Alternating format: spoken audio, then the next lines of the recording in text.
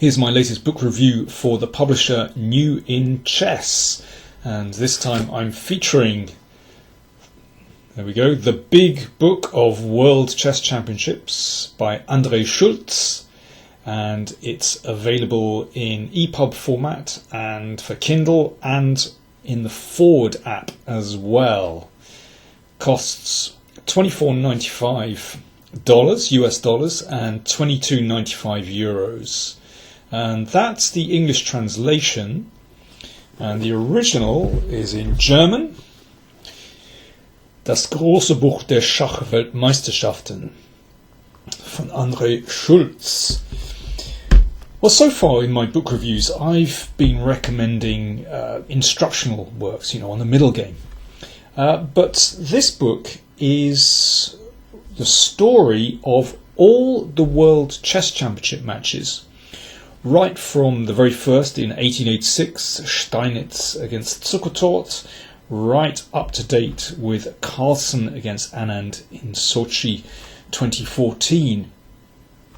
And the author, Schulz, is a journalist. He works for chessbase.com, and he's the editor of the German news pages there, and he has a real journalist's ear for a good story. That's what I love about this book. The history of the World's Chess Championship is so colourful. So the emphasis in this book is on the personalities that played in the championship matches and the stories behind them, the scandal, the gossip, and also, of course, touches wider history.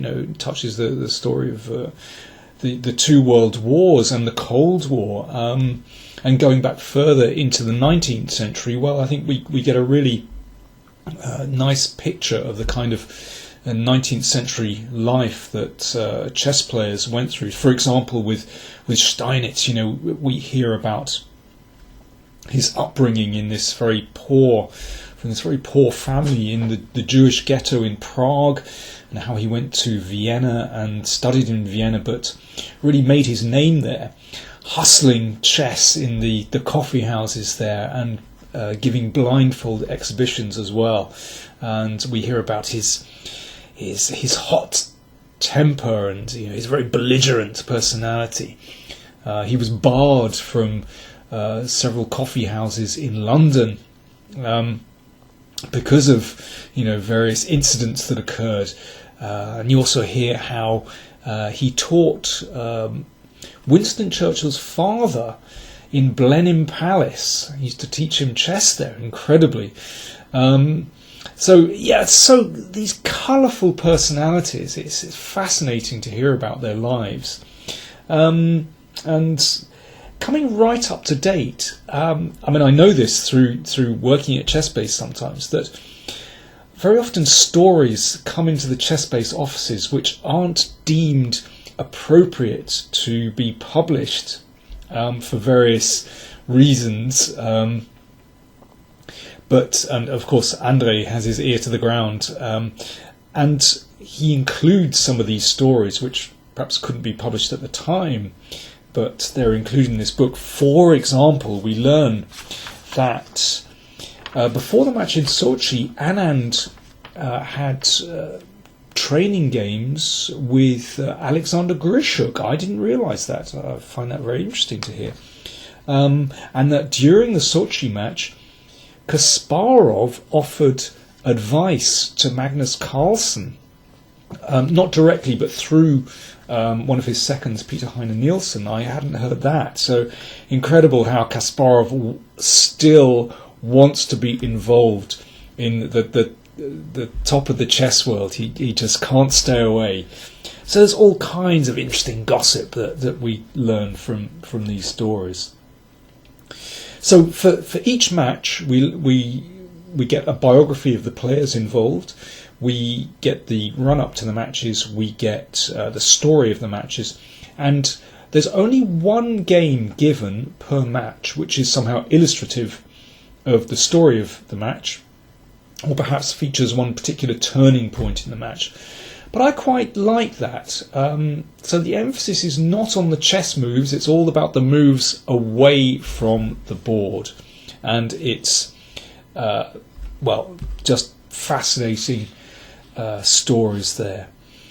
I should just emphasise that the original is in German, so our German viewers do get the original, and translation in English.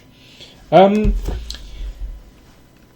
me just show you one of the games that's given here. Of course, these games that are given, a lot of very old games, of course, analysed in the pre-computer era, and Schulz, of course, is able to discover some interesting things with the help of computer programs as well. Anyway, this game, Spassky against Petrosian, well, you don't really need a computer to analyse this one.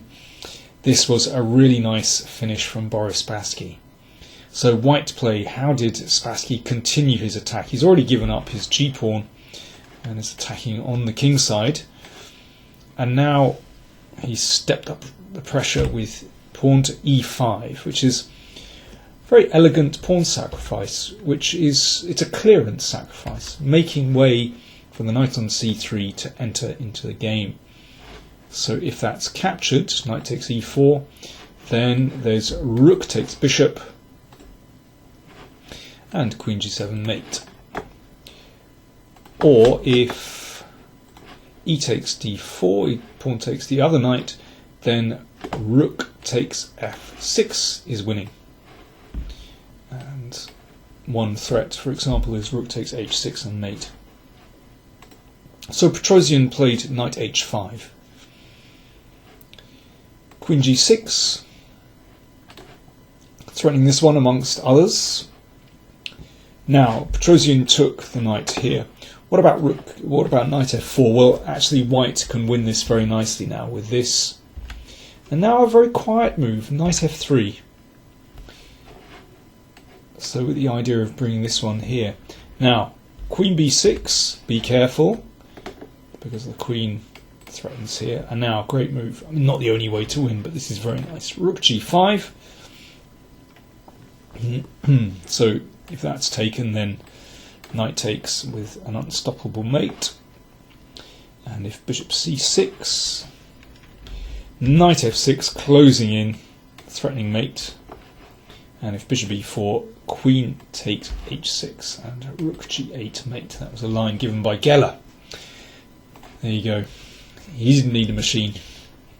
So the game finished e takes d4 and knight g5. Here Petrosian resigned, because after pawn takes knight, let's take that with check. And then a simple rook lift and a rook h3 mate. So that was the 19th game from the Spassky-Petrosian match in 1969, where Spassky won the world title. So anyway, a very entertaining book. The Big Book of World World Chess Championships by André Schulz.